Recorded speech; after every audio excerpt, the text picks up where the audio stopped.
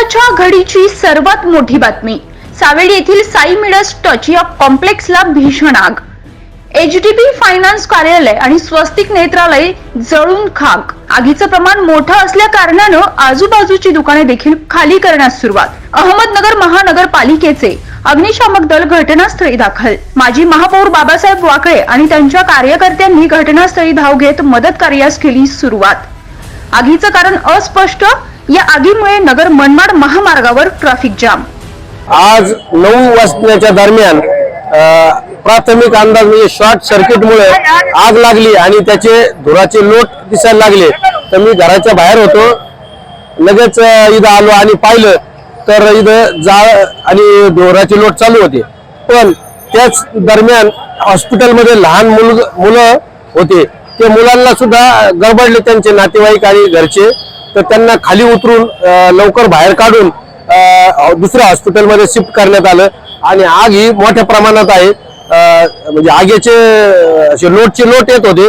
आपल्या महापालिकेच्या गाड्या वेळेवर आल्या, बाकीच्या एमआयडीसीची गाडीला थोडा उशीर लागला, तर जवळजवळ 1 तासाने ती गाडी आली। तर असं न होता प्रत्येक एमआयडीसी आपल्या 5-6 किलोमीटरवर आहे, या गाड्या जर लवकर आल्या तर अजून आग विझवण्यास मदत झाली असती। पण स्थानिक नागरिक असतील, नगरसेवक लोक आणि सर्वांनी मिळून इथं प्रयत्न केलेले। आज आपल्या सावेडी उपनगर परिसरामध्ये साई मिडस इमारतीला आग लागली व सकाळी आग लागलेली माहिती कळताच आम्ही सर्वजण इथं उपस्थित झालो। परंतु आज वरती एक हॉस्पिटल आहे, ऑफिसेस आहेत। आज मिळालेली माहिती का आज एक तानं बाळ नुकतं डिलिव्हरी झालेलं बाळ सुद्धा तिथं अडकलेलं होतं।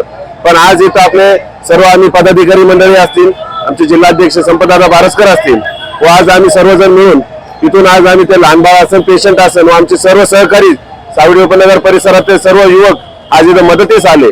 आज महानगरपालिका आणि सर्व युवकांच्या मदतीने आम्ही तिथले जे पेशंट होते आणि जे कोण आतमध्ये स्टाफ अडकला होता त्यांना प्रथम बाहेर काढलं व दुसऱ्या हॉस्पिटलमध्ये स्थलांतर केलं। आता आग लागल्यामुळं हॉस्पिटलचं नुकसान हे फार मोठ्या प्रमाणात झालेलं आहे व आतमध्ये अद्यापही आता कोणी अडकलेलं नाहीये। सर्वांना आम्ही बाहेर काढलेले। आग कशामुळे लागली हे अजूनही निष्पन्न झालेलं नाहीये। या दुर्दैवी घटना घडायच्या पहिले सर्व जणांनी माणुसकीच्या नात्याने सर्व युवक सर्व नागरिक इथं उतरले आणि सगळ्यांनी तिथं मदत करून सर्व पेशंट बाहेर काढले। आता आमच्याशी संपर्कात आमदार संग्रामभाई जगताप आहे, त्यांच्या माध्यमातून सर्व फायर ब्रिगेड असेल, सर्व टेक्निकल टीम असेल, सर्व इथं उपलब्ध करून आम्हाला दिलेली आहे।